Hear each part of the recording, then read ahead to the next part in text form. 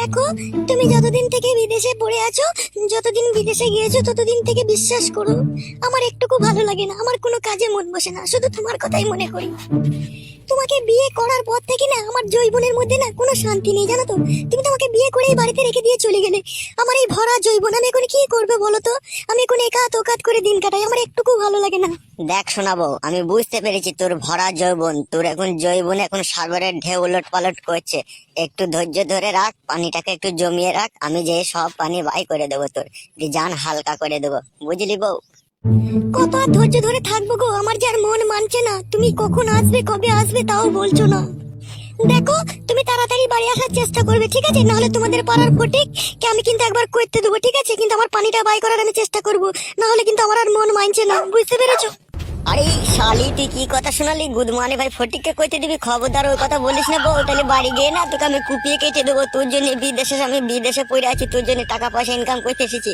আর তোর এই সোনার যৌবনটাকে কাকে খাওয়াবি তা কখনো করিস না বউ, তাইলে আমি বুক ফেটে মরে যাবো। তো পানিটাকে একটু আটকে রেখে দে, আমি চললাম মাসখানিকের মধ্যে বাড়ি। আচ্ছা ঠিক আছে, তুমি তাড়াতাড়ি 1 মাসের মধ্যে আসার চেষ্টা করবে, ঠিক আছে? নাহলে আমার এই ভরা যৌবনের পানি আমি আর আটকে রাখতে পারছি না। অনেক দিন হয়ে গেল তুমি আসো না, ঠিক আছে? আমি আর কত নিজে নিজে এইভাবে নিজেকে সামলিয়ে রাখবো, তুমি বলো তো একটু। জানো, সামনের মাসে টিকিট করবে আর তাড়াতাড়ি আসার চেষ্টা করবে, ঠিক আছে? নাহলে আমার এই ভরা যৌবনের পানি আমি আর আটকে রাখতে পারছি না। আমার কিন্তু শরীরের মধ্যে কিরকম একটা লাগছে, যেন মানে মনে হচ্ছে যেন ঝাঁকার মারছে। দেখ শোনাবো, একটা কথা বলছি, তোর শরীরটা যেইভাবে এখন ঝাঁকার মারছে না, আমি বাড়ি গিয়ে ওইভাবেই তোকে ঝাঁকার মেরে লাগাবো, ঠিক আছে? একটু ধৈর্য রাখ শোনাবো, মন খারাপ করিস না। আমি এখান থেকে জাপানি তেল ফেললে একবারে রেডি হয়ে বাড়ি যাব। আর যেই এক টানা তোর কাছে 3 মাস শুয়ে থাকবো, আমি সামনে পিছনে লাগেই না তোকে একদম আলান্ত করে দেবো বউ। খবর দাও, তুই যেন ফটিককে করতে দিস না বউ। হ্যাঁ শোনাবো আমার। আচ্ছা ঠিক আছে, তোমার অপেক্ষাতেই থাকছি, তাড়াতাড়ি আসবে, ঠিক আছে?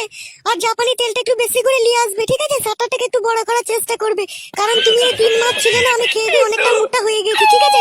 আমাকে একটু ঝাঁক দিয়ে না একটু শরীরটা হালকা করে দেবে, নাহলে আমার কাজ করতে গিয়ে না একটু দুম লাগছে, একটু হাঁপ লাগছে, ঠিক আছে? আচ্ছা ঠিক আছে, তাই হবে। বাড়ি গিয়ে তোকে উল্টো পাল্টা করে আমি লাগাবো, ঠিক আছে? আমি এখন ফোন রাখছি, ঠিক আছে? আমার একটু অফিসে কাজ আছে, তাড়াতাড়ি যেতে হবে। তো যেন ভালো থাকিস, বুঝলি? আচ্ছা ঠিক আছে, তাহলে রাখো, তাড়াতাড়ি আসার চেষ্টা করবে, ঠিক আছে? আমি রাখলাম। স্বামী কাছে না থাকলে জীবনে বেঁচে থাকার কোনো মানেই হয় না। স্বামী পাশে থাকবে, কাছে থাকবে, ভালো মন্দ খাবো, কাছে এসে জড়িয়ে ধরে শুবে, 2-3 বার করে লাগাবে, তবে তো মনটা ফ্রি থাকবে। তা না, যেন ভিতরকার পানি সব সময় বেরোচ্ছে না, শরীর ভারী হয়ে থাকছে, কোমরে ব্যথা করছে, ছি, আর ভালো লাগছে না আমার আর। আরে বৌদি, শুয়ে আছো নাকি? বৌদির কাছে আগে সুযোগ পেয়েছে, একটু ভালো করে গল্প বললি। এইখানে বসবো নাকি বৌদি? হ্যাঁ ভাই, বসো, এখানে বসো। দি বলো ভাই, তোমার খবর কি বলো? কি আর বলবো বৌদি, দুঃখের কথা, খবর সেরকম আর ভালো নয়। তোমার বাড়িতে তোমার বৌদি দিন দিন শুকিয়ে যাচ্ছে, শরীর খারাপ হয়ে যাচ্ছে। কাছে যদি একটু শুভ মনে করছি, সেটাও হচ্ছে না। কি তোমার পুরা কপাল, তোমার বউ থেকেও তোমাকে লাগাতে দিচ্ছে না। আর আমার দেখো, সেই স্বামী বিদেশে পড়ে আছে, আবার আমার মন চাইছে, তাও আমি পারছি না গো। দেখো, আমি তোমাকে একটা কথা বলবো। হ্যাঁ বলো, একটা কেন, তুমি 10টা বলো। আচ্ছা ঠিক আছে, আমার পাশে একটু সরে এসো। হ্যাঁ বলো, তোমার পাশে সরে এসেছি, বলো কি বলবে বলো। দেখো বৌদি, আমার একটা কথা বলতেও খারাপ লাগছে, আবার না বলেও উপায় নেই, আবার তোমাকে বলতেও লজ্জা লাগছে, ভয়ও লাগছে, কি করবো আমি। আমি তোমার বৌদি হয় না, তুমি নির্ভয়ে বলো কি বলতে চাও। শোনো বৌদি, তোমারও স্বামী নেই, ঠিক আছে? আবার আমার বউয়েরও শরীরটা খুব খারাপ। আর তোমার এই ভরা যৌবন দেখে আমার একটু লোভ লাগছে।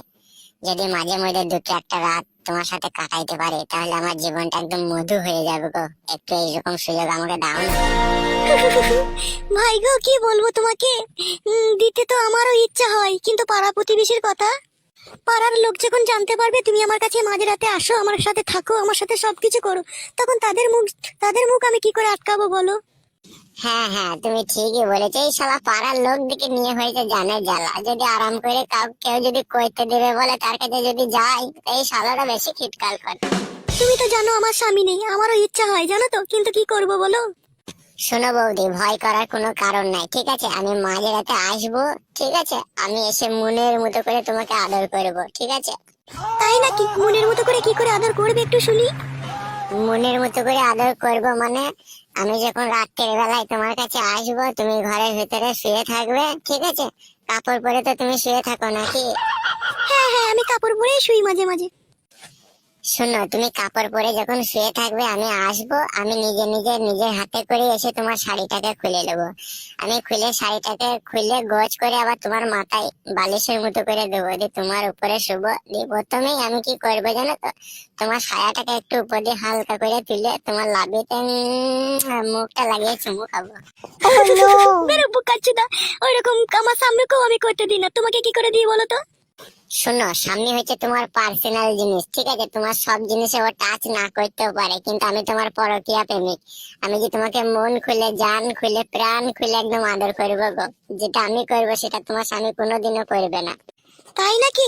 তুমি যেরকম ভাবে আমাকে আদর করবে সেইভাবে আমার স্বামী আজ অব্দি কোনোদিনও করেনি। না গো, আমি কি তোমার মিথ্যা বলছি নাকি? তাহলে আজকে রাতে আসবো, দেখে নিও একবার চেক করে। আচ্ছা ঠিক আছে, তাই হবে। আমি মাঝরাতে তোমার অপেক্ষায় থাকবো, আসবে তো তুমি? হ্যাঁ অবশ্যই আসবো, কেন নয়, আসবো আমি তোমার কাছে। ঠিক আছে, এসো তাহলে, এখন এসো। তুমি রাত্রিরে যেন অবশ্যই আসবে, ঠিক আছে? আচ্ছা ঠিক আছে, আমি রাত্রে আসবো, ঠিক আছে? রাত্রে ওই 1টা-1:30টার সময় আসবো, ঠিক আছে? তুমি যেন ঘুমিয়ে গেও না আবার। না না, আমি ঘুমাবো না, আমি তোমার অপেক্ষাতেই থাকবো। আচ্ছা ঠিক আছে, তাহলে আমি এখন বাড়ি চললাম। আচ্ছা এসো তাহলে। সালা জীবনটা সোনায় সোহাগা হয়ে গেল রে আজকে রাত্রে। উফ, কি করব, ঘরে স্বামী নেই, মনও চাইছে একবার করতে দিতে। দিয়ে একদিনকে ভালো করে আরাম করে দিয়ে দিই, দিয়ে আর 1 মাস ওর সাথে কোনো কথাই বলবো না। যাই, আমিও একটু ঘরের কাজটা বাগিয়ে নিয়ে গিয়ে।